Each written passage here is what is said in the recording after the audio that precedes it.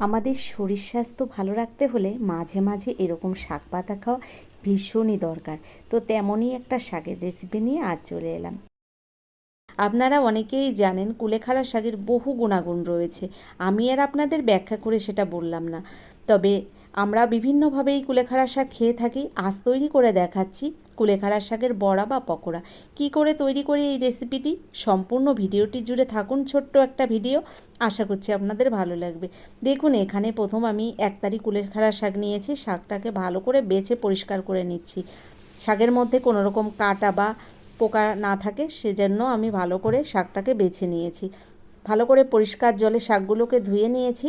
এবার আমি কি করে রান্নাটা করি আপনাদের দেখাবো। নমস্কার বন্ধুরা, আশা করছি হয়তো সকলেই ভালো আছেন। টিয়ার রান্নাঘর থেকে আমি তন্দ্রা আজ নিয়ে এলাম কুলেখাড়া শাকের বড়ার একটা রেসিপি। দেখতে থাকুন আমার সম্পূর্ণ ভিডিওটি, আশা করছি আপনাদের ভালো লাগবে। দেখুন, বড়াটা তৈরি করার জন্য 2 ঘন্টা আগে আমি 100 গ্রাম মসুরির ডাল, 100 গ্রাম গোবিন্দভোগ চাল জলে ভিজিয়ে রেখেছিলাম। জল থেকে ভালো করে আমি ডাল আর চালটাকে তুলে মিক্সির জারের মধ্যে দিয়ে দিলাম। সুন্দর একটা পেস্ট বানিয়ে নেব। চাল আর ডালটা দেওয়ার পরে দিয়ে দিলাম বেশ কিছুটা কাঁচা লঙ্কা, আর দিয়ে দিচ্ছি 1 ইঞ্চি পরিমাণে আদা, কাঁচা লঙ্কা আর চাল ডালটাকে আমি একসঙ্গে ভালো করে বেটে নেব। দেখুন, এখানে আমি চাল ডালটাকে ভালো করে বেটে নিয়েছি। অল্প পরিমাণে একটু জল দিয়েই বেটেছি। একটা বড় সাইজের বোলের মধ্যে আমি ঢেলে দিলাম। এদিকে শাকগুলোকে ভালো করে কুচিয়ে নিয়েছি, তার সঙ্গে একটা পেঁয়াজও কুচিয়ে নিয়েছি। শাকটাকে দিয়ে দিলাম চাল ডালের পেস্টের মধ্যে। এবার দিয়ে দিচ্ছি এর মধ্যে যে পেঁয়াজটা আমি কুচিয়ে রেখেছিলাম, কুচানো পেঁয়াজটা দিয়ে দিলাম। এবার এর মধ্যে এক এক করে নুন হলুদ দিয়ে দেব। দিয়ে দিচ্ছি স্বাদ মতো নুন, দিয়ে দিচ্ছি এরপরে পরিমাণ মতো হলুদ গুঁড়ো। নুন হলুদটা দেওয়ার পরে দিয়ে দেবো এর মধ্যে একদম অল্প পরিমাণে কয়েকটা কালো জিরেটাও দিয়ে দিলাম এই শাকের মধ্যেই। আর দিয়ে দিচ্ছি এর মধ্যে 2 চামচ পরিমাণে বেসনটা দিলে বাইন্ডিংটা বেশ ভালো হবে, যে কারণে আমি 2 চামচ বেসন এখানে ব্যবহার করেছি। এবার হাত দিয়ে ভালো করে আমি দেখুন শাকটাকে মেখে নিচ্ছি চাল ডালের পেস্টের সঙ্গে। বন্ধুরা, এখানে দেখুন আমি শাকটাকে বেশ ভালো করে চটকে চটকে মেখে নিচ্ছি। আপনারা যদি শাকটা গোটাই রাখেন, সেক্ষেত্রে আপনারা চাল ডালের পেস্টের মধ্যে চুবিয়ে তেলের মধ্যে শাকটাকে ছেড়ে দিতে পারেন, আর গোটাই পকোড়া বানিয়ে নিতে পারেন। আমি যেহেতু বড়া বানাচ্ছি, তাই শাকটাকে কিন্তু এরকম কুচিয়ে নিয়েছি। এবার দেখুন, আর 1 চামচ বেসন আমি এখানে দিয়ে দিলাম। আমার একটু মনে হচ্ছে শাকটা মেখে নেওয়ার সময় নরম রয়েছে, তাই আর 1 চামচ বেসন দিয়ে ভালো করে মেখে নিলাম। এদিকে দেখুন, গ্যাসের উপর একটা কড়াই গরম বসিয়ে দিয়েছি। কড়াইটা গরম হয়ে গেছে, আর আমি অল্প তেলেই কিন্তু এই বড়াগুলো ভেজে নেব।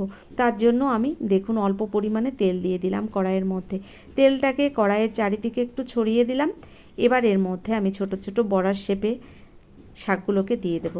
তো দেখুন, ছোট ছোট বড়ার শেপগুলো দিয়ে আমি তেলের মধ্যে এক এক করে ছেড়ে দিচ্ছি। বন্ধুরা, অনেক সময় শাক পাতা বাচ্চারা একদমই খেতে চায় না। আপনারা কিন্তু বাচ্চাদের এভাবে অনায়াসে বানিয়ে খাওয়াতে পারেন। বন্ধুরা, আমি যে বড়াটা আজ তৈরি করছি, এই বড়াটার মধ্যে আমি যে চালের ব্যবহারটা করেছি, আমি এখানে গোবিন্দভোগ চাল দিয়েছিলাম। আর গোবিন্দভোগ চাল দেওয়ার কারণে কিন্তু এই বড়াগুলো এতটা টেস্ট হয় আর একদম মোচমোচে হয়।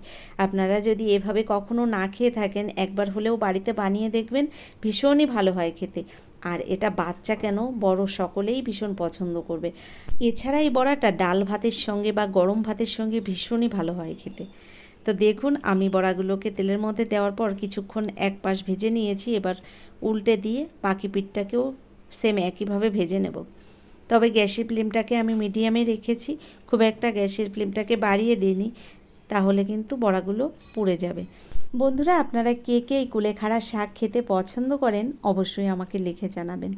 আমাদের বাড়িতে সকলেই ভীষণ পছন্দ করে, আর এই শাকটা খাওয়া তো ভীষণই ভালো, যে কারণে মাঝে মধ্যেই আমাদের বাড়িতে কুলেখাড়া শাকের বিভিন্ন ধরনের রেসিপি আমি তৈরি করে থাকি।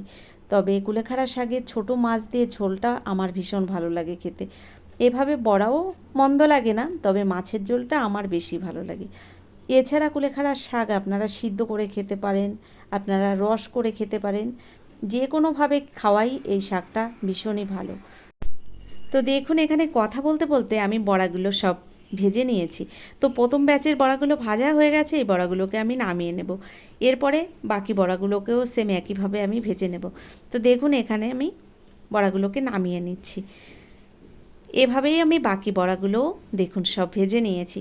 তো বন্ধুরা, কেমন লাগলো আমার এই কুলেখাড়া শাকের বড়ার রেসিপিটি অবশ্যই সেটা আমাকে কমেন্টসের মাধ্যমে জানাবেন। যদি ভিডিওটি ভালো লেগে থাকে অবশ্যই আমার চ্যানেলটিকে সাবস্ক্রাইব করে আমার ভিডিওর পাশে থাকা বেল আইকনটি ক্লিক করে নোটিফিকেশনটা অল করে দেবেন। এছাড়া আপনাদের বন্ধুবান্ধবের মধ্যেও আমার এই ভিডিওটা শেয়ার করে দিতে পারেন।